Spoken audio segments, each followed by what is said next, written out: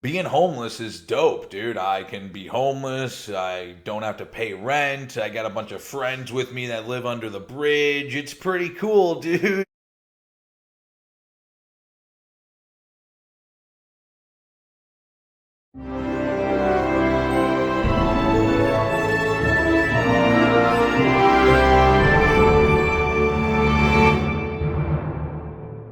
What's up, everybody? Jimmy from Attainable Dreams here, and today we are going to be talking about denial. Okay, we're gonna go over what is denial. We're gonna try to build a bridge between denial over our addiction to other areas of our life. We're also gonna try to identify denial around positive things in our life as well as negative things.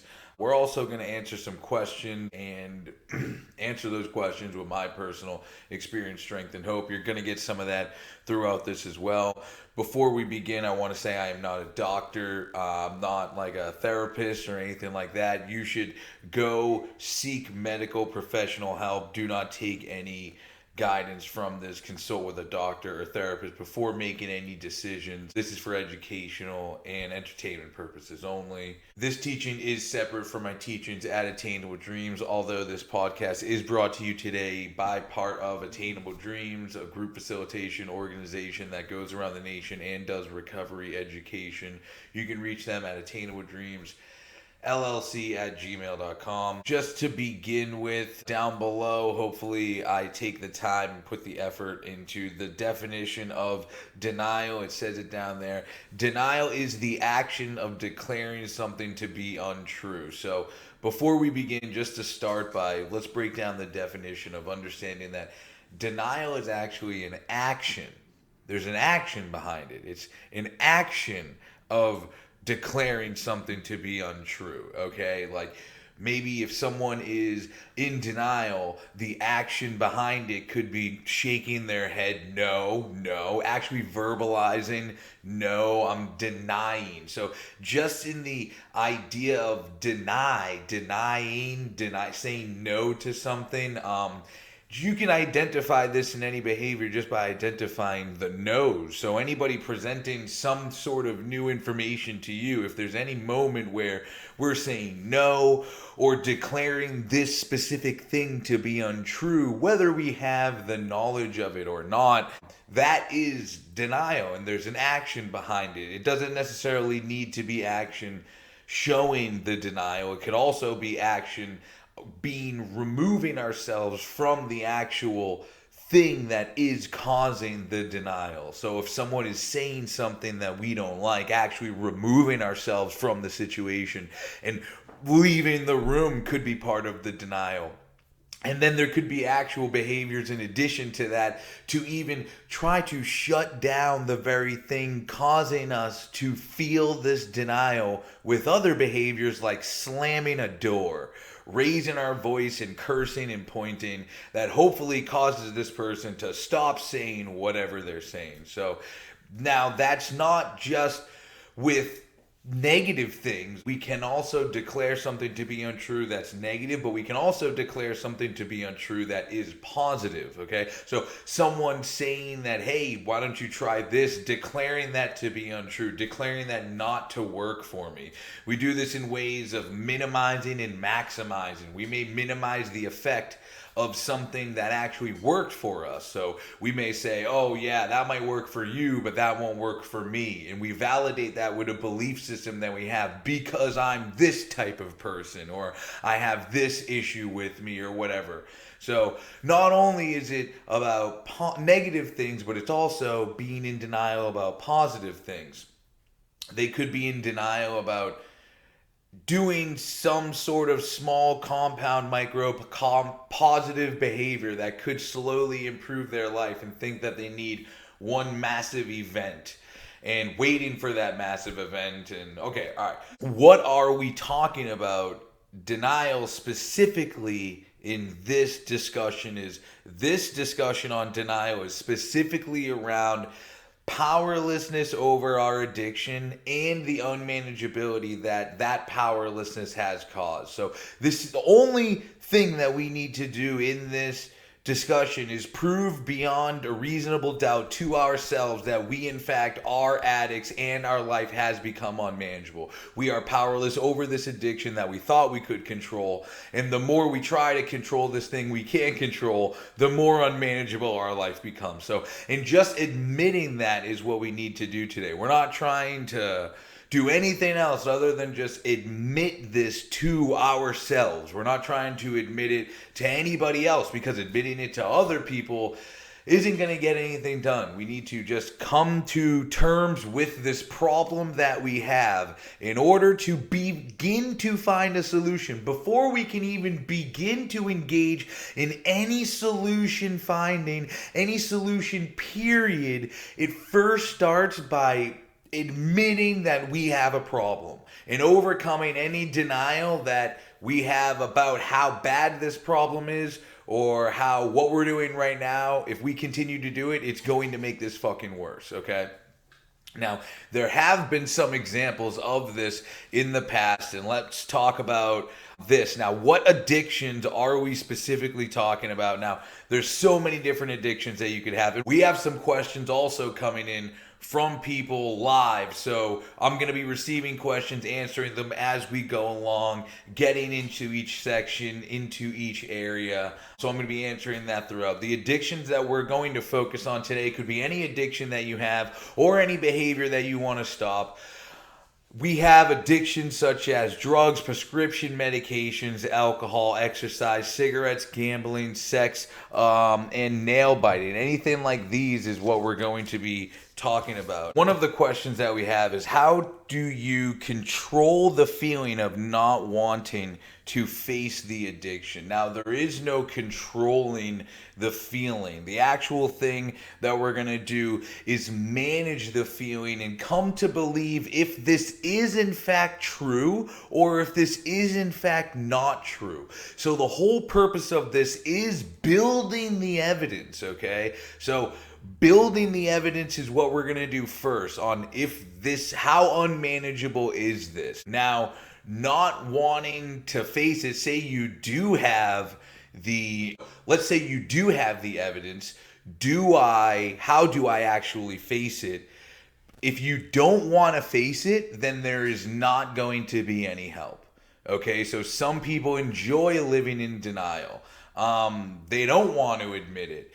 Or they admit it and they just stay in that place because their belief systems are they can't get out, it's not for them, whatever the case may be. So these are hopefully what these questions are going to do, are going to build a case that we're hoping causes people to get this denial confronted to the point that they're like, oh, well, what do I do? Well, this is insane. How do I actually get out of this? Now, someone who doesn't even want to hear this isn't going to hear it. They're not even going to be open-minded to this. Like I said, they're going to try to shut down the very thing that's confronting their denial. Now, whether we want to confront it or not, life is going to present our denial, so it's just a matter of time before this person faces what their life has become, the actual powerlessness and unmanageability. It's a matter of time. So it's either they control their denial or life will control their denial, so someone who does not accept and is denial about their alcoholism, right? So they're a functioning alcoholic, okay? They, are in control of the feeling of denial. They know that they're an alcoholic, but I can control it in this area or that area. They're going to continue to have that belief system until they get a DUI. They're going to continue to have that belief system until something literally forces them to look at this. And even then, some people don't look at it and they get even deeper in denial. I see people who get DUIs and stuff like that, and they will say, it's not the alcohol, it's because I went down Main Street. If I didn't go down Main Street, then I wouldn't have had that issue. It's not the heroin that got me in this issue, it's the amount. It's not this, it's the frequency, okay? It's not the gambling, it's because it was a bad night. It's like, maybe if we can just stop the behavior and see if we can fix things up a little bit. And that can also confront our denial too. Even positive results can cause someone to say, wow, this is actually working. I can't even believe this is actually working. So great question. Thank you. So now we're moving into, hopefully I can build a bridge between where have we seen this denial in other areas of our life. So let's talk about a flat tire, for instance, okay? Now there are warning signs that are going to tell us that we have a flat tire. You may hear the flat tire going didn't didn't didn't didn't.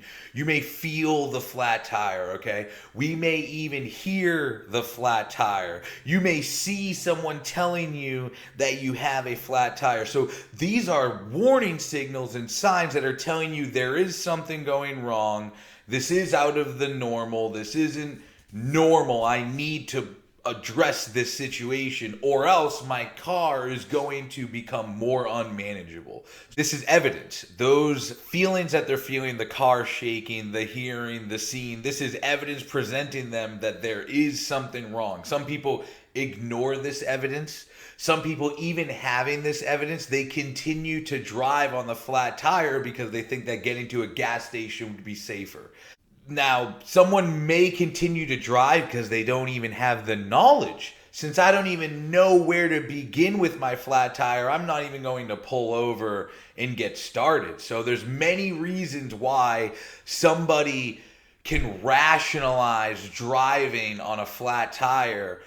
The best solution that you can come to is immediately pulling over, checking to see if you have a flat tire, or going to a safe place where you have a flat tire. Again, I'm not a doctor, I'm not a professional on how to change a flat tire or what's the safest place. Each situation, each circumstance is going to warrant a different situation, it's going to warrant a different solution. A blowout is different than a little bit of air coming out of it, okay? Somebody getting a massive issue with a huge DUI and all these big things is going to be different than someone who progressively life became unmanageable because their liver started to fail and they have to drink. So how they got this flat is going to be different. Regardless, they're going to have to recognize that they have this flat. They're going to have to recognize they have this addiction or this problem before they even begin to find a solution.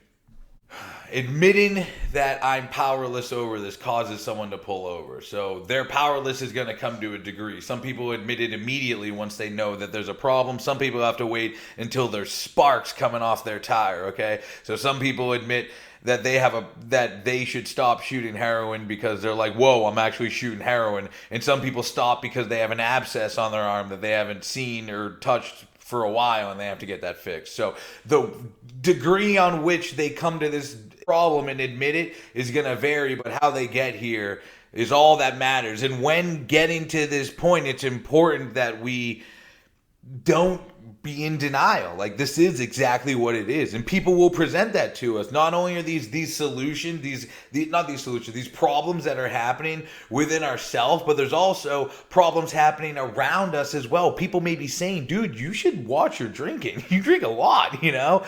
People may say, whoa, you know, you use drugs pretty heavy, man. And it's up to us to accept that as true. Some people may not even accept that as true because of the people, places, and the things that they surround themselves with. Okay.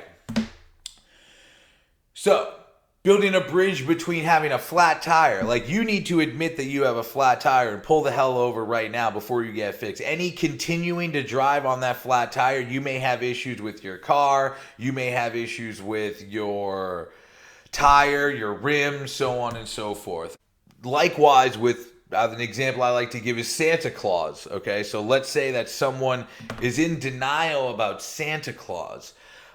They may see issues with their friends, their peers. They may see issues in their relationship. Now, Santa Claus is a great example because it's not true, okay? And we're actually declaring it to be true. So this is the action of declaring something to be true, although it's not true. So all the evidence that's actually being presented, now this is how addiction works. All the evidence that's actually being presented to me is rationalizing that what I'm doing is working. All the people I'm hanging out with believe in Santa Claus. My parents are telling me Santa Claus exists. The movies are telling me Santa Claus exists. The TV's telling me that Santa Claus exists. The music, all that is telling me that Santa Claus is a real person. So it's going to take a lot to tell me otherwise. And usually it takes a moment, some significant event where someone is confronted with the reality that there is not a Santa Claus and an Easter Bunny and a Tooth Fairy and all these things. And it's this big event. And someone admitting that they are powerless over their addiction and their life had become unmanageable is a very similar type of situation. It's a big, it's what is known as a spiritual awakening. Holy shit. The life I've been living is actually a lie. I've been thinking it's this way and it's this way. I've been thinking, and I need to get on board with this and go with society, or else the rest of my life is going to be unmanageable. I can't go through life thinking that Santa Claus exists. If I continue to go through life thinking that Santa Claus exists, my life is going to get worse and worse and worse. People are going to be like, dude, you know he's not real. And I'm going to defend that.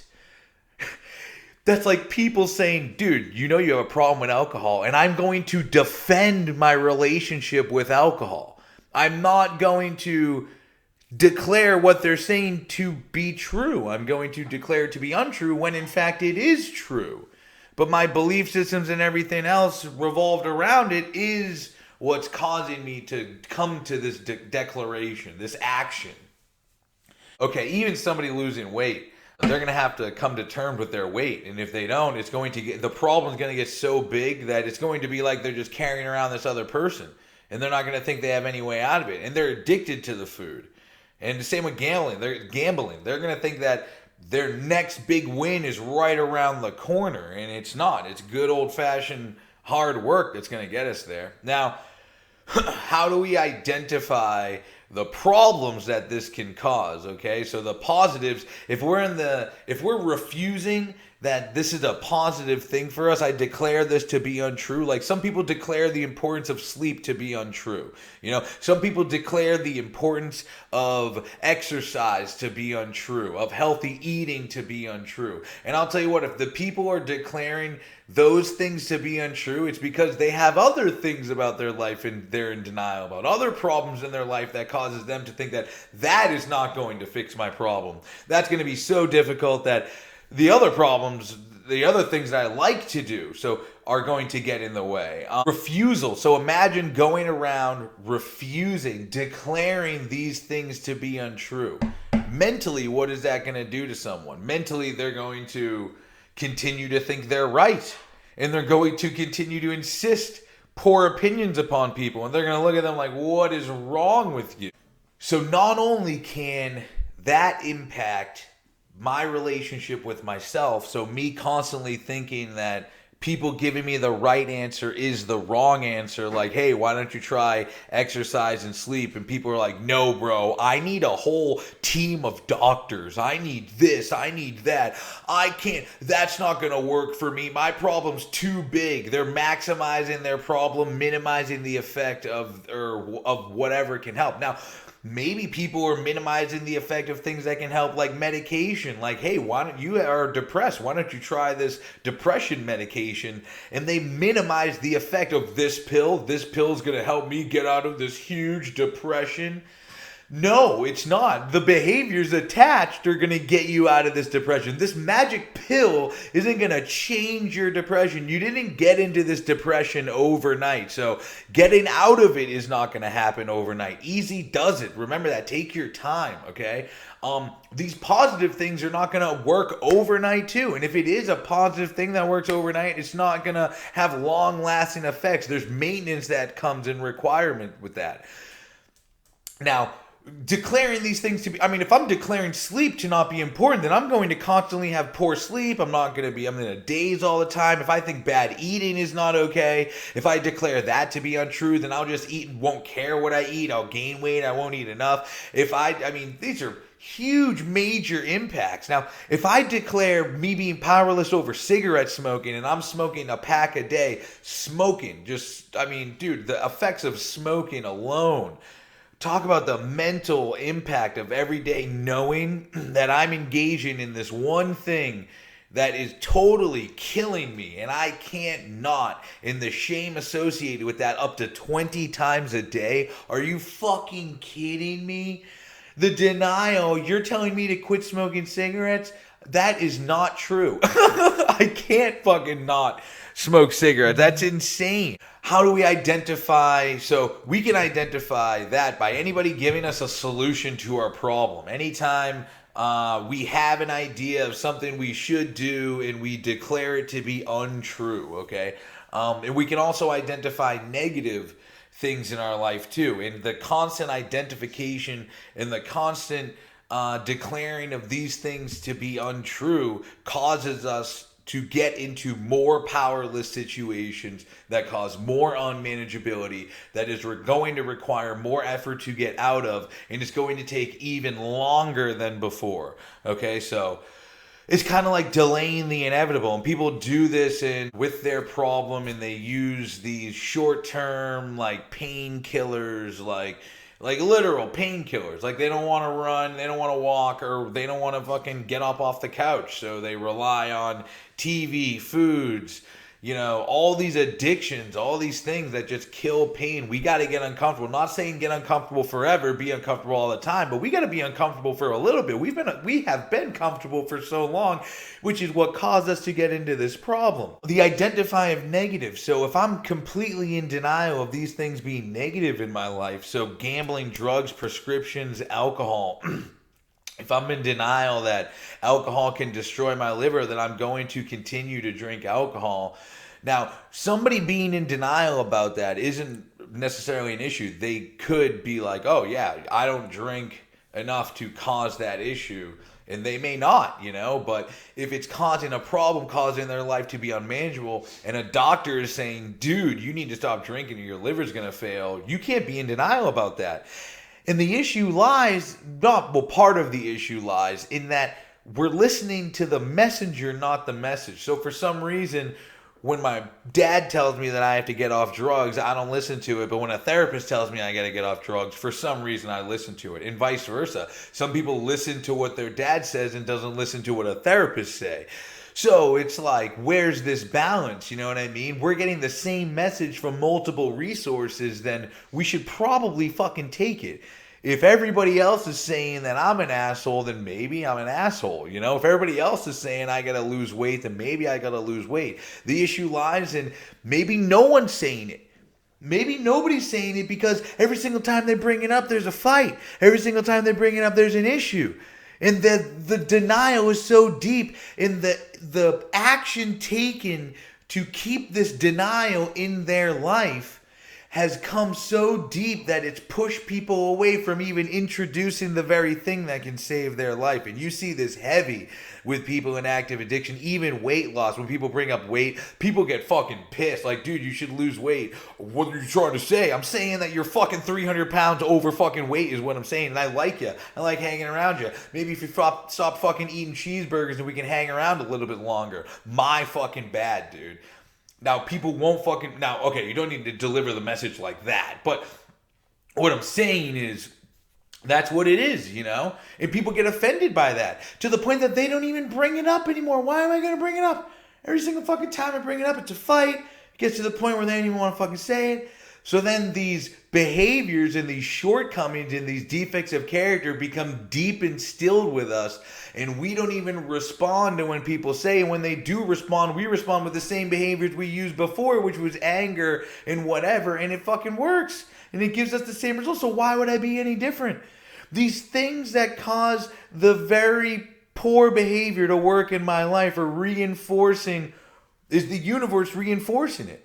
It's like, dude, this is some deep-rooted belief systems and behaviors that reinforce the actual belief system. That's how deep this gets. And we need to admit that we're powerless over that. Like, I mean, dude, you're talking about the same behavior every day for years on end. Again, this didn't happen overnight. Just admitting that our powerlessness over this denial, like, you're powerless over denying it. You have to deny it. If you don't deny it, you're not going to eat. If you don't deny it, you're not going to get high. So you have to deny it. From denying this, it's caused this much unmanageability. And we need to admit that. And that's the only thing that we need to admit.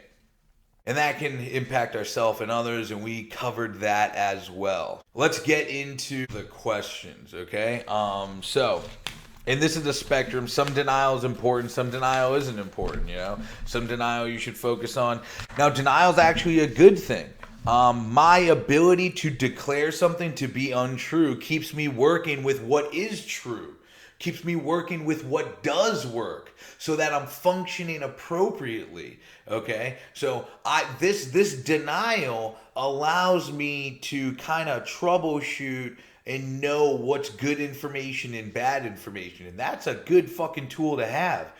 What happens is when this denial works against us and we're actually taking in bad information and refusing the good information.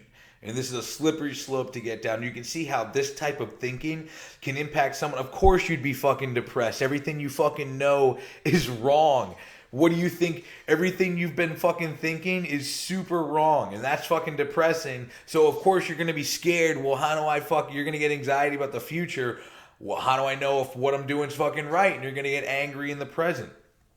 Okay, denial is the part of our disease that tells us we don't have a disease. When we are in denial, we are unable to see the reality of our addiction. I can't even see the perspective that you're seeing. So people are like, dude, you need to get off drugs. And they're like, what? I can't even see the reality. Like, it's almost like I'm looking at them like they're crazy. Like, they're looking, I'm like, dude, you should stop getting high. And they're looking at me like, why? That's fucking denial. We minimize its effect. We already covered this. We talked about minimizing the effect of not only things that are true, but also minimizing the effect of things that are not true, okay? So we can minimize positive and negative things. So that's not going to work for me. For a positive thing, or it's not that bad. Some people are like, being homeless is dope, dude. I can be homeless. I don't have to pay rent. I got a bunch of friends with me that live under the bridge. It's pretty cool, dude. I like being homeless. Totally in denial about like how fucking unmanageable your life is. And you know what? They fucking admit powerlessness. They may admit all that, but they enjoy being homeless, dude. They literally see that as better than building their credit, getting a job, because the actual thought of doing everything that it would take to get into their own place is so much work that it's easier to just be homeless. And they're in denial of how great it would feel to have this, to manage this feeling of denial, you know what I mean? To actually experience it, so they settle for that because they may not even believe that they can achieve that. Holy shit, it's unfathomable to them, and that is a demonstration of the insanity associated with this. Now, I'm not gonna fucking dude, live however you want to live, dude. I'm not gonna tell you how to not live, but don't do that at the expense of other people. And if you're doing that at the expense of yourself and people you love, then that's fucked up too, dude. We blame others, citing too high expectations of family, friends, employers. People blame their addictions on other people. Well, I'm an addict because my dad was an addict. That's why. Or, I'm only an addict because I went to this treatment facility and it didn't work. And they cite too high of expectations on all these people. And they're in denial that, no, it's your fault, dude. You put you in this situation. I used to get mad when people would not pick me up and I didn't have a car. Like, where are you? You were supposed to be here on time, you stupid piece of shit. I'd get mad at them. I'm in denial that, I should have my own fucking car. Who am I? I'm in denial that I should be a productive, responsible member of society and have my own fucking car. But my denial is so deep-rooted that I'm out here blaming other fucking people. We compare ourselves with other addicts whose addictions seem worse than our own. So comparing my addiction to somebody else is a tool that my addiction uses to keep me in denial about how severe mine is. And I can also use that as a tool to manipulate other people into not seeing how bad my disease is. So I'm using this comparison to keep this negative system in my life, which is just to show you how bad it can be when we're doing that in positive form too. Me comparing the positiveness and good things in my life to other people who have good things could cause me to not feel good about my own, right? Or cause me to feel overly proud of my own, become arrogant, whatever the case may be. We may blame one particular drug. Yeah, man, I was addicted to heroin, not marijuana, so I can do that. I was never really a heavy drinker, so I can probably do that. These are things about our denial. Gambling, I'm actually up in gambling, so that's a good thing. Exercise is actually good for me, okay? And you see these people exercising to the point that they're having severe injury. It's making that nobody could date them. They can't start a family. They're exercising so much, or maybe it's making their relationships unmanageable. If we've been absent from drugs for some time, we might compare the current manifestation of our addiction with our drug use, rationalizing that nothing we do today could possibly be as bad as that was. You see this with people smoking cigarettes, and you're like, hey, dude, you should probably stop smoking cigarettes. And they're like, dude, I used to do heroin. What are you talking about? You see people like this eating fucking cheeseburgers, and you're like, yo, you shouldn't eat cheeseburgers. And they're like, dude, I used to do heroin. What are you talking about? Oh, I used to be. It's like, dude, you're comparing this current thing that's killing you with this other thing that's killing you. Both of them are going to kill you. Why don't you don't do that anymore? How about you start focusing on this and try not to kill yourself more, right? But they're rationalizing this new way of killing themselves because it's not as bad as this other way that I was killing myself. Yeah, so I'm going to shoot myself because it's not as bad as hanging myself. Dude, whoa. How about you just don't kill yourself? That might work too. One of the easiest ways to tell that we are in denial is when we find ourselves giving plausible but untrue reasons for our behavior. Like, I'm a more creative when I smoke pot. I'm a better driver when I'm drunk.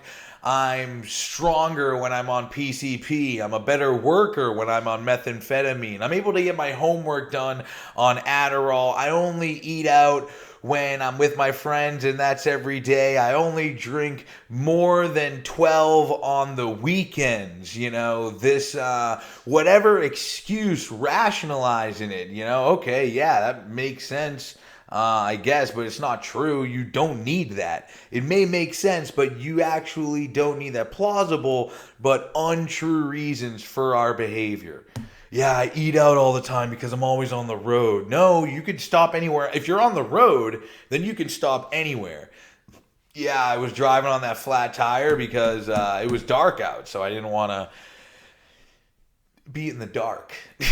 Plausible, but untrue. You could have just pulled over, fixed it, your car would have been fine instead of driving for 5 miles on a flat tire, causing more damage to your car. You could have quit smoking cigarettes the moment that you realized you were an addict and addicted to cigarettes and started kicking its butt, but instead you decided to keep on fucking smoking.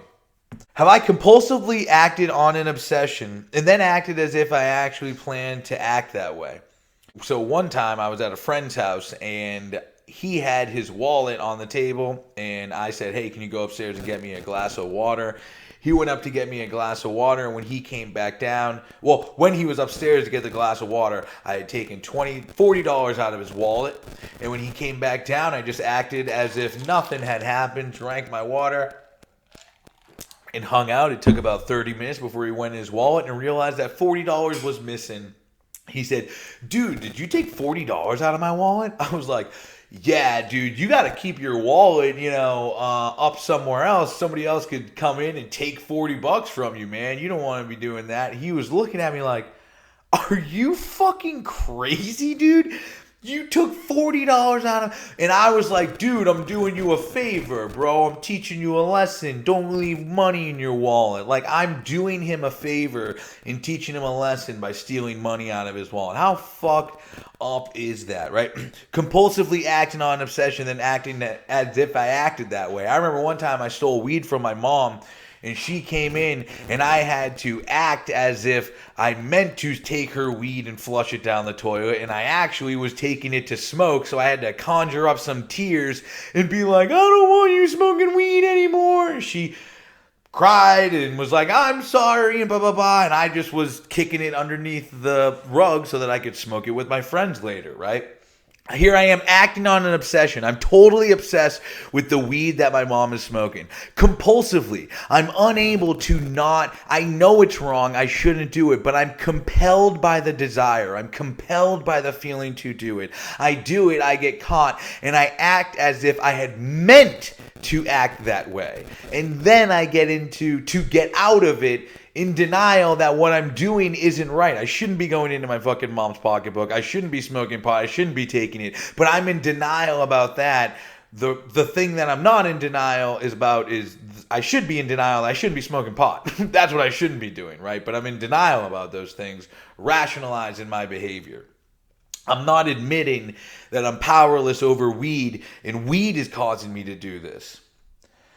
How have I blamed other people for my behavior? So often people will blame other people for well, I did this because of that. Or maybe if they had a guard at the front gate, then I wouldn't have stolen all this stuff, right? Some people may blame their behavior on family, blame their behavior on friends, blame their behavior on drug dealers, blame their behavior on the media. It's because of all these damn commercials, because of the Georgia game.